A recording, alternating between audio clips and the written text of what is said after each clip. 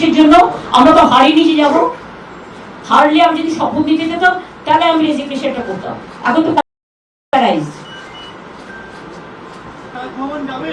কেন কিসের জন্য? আমরা তো হারিনি যে যাবো। হারলে আমি যদি শপথ দিতে যেতাম তাহলে আমি রেজিগনেশনটা করতাম। এখন তো কেন কিসের জন্য? আমরা তো হারিনি যে যাবো। হারলে আমি যদি শপথ দিতে যেতাম তাহলে আমি রেজিগনেশন।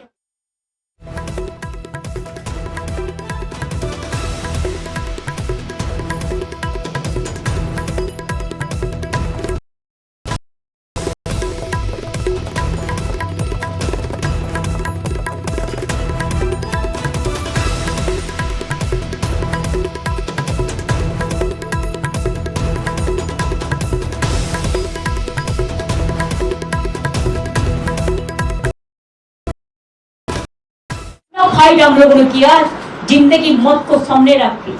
तब भी अगर हमारा फाइट तो बीजेपी का साथ नहीं था, हमारा फाइट था इलेक्शन कमीशन का साथ। और अगर इलेक्शन कमीशन बेच जाए, अगर जुडिशियरी से कोई जस्टिस ना मिले, अगर इतना लोगों को लिस्टिकल नाम पे निकाल दिया जाए, वन साइडेड इलेक्शन ऑफिसर लोग काम करे, स्विच अप करे, ईवीएम मशीन कैप्चर करे।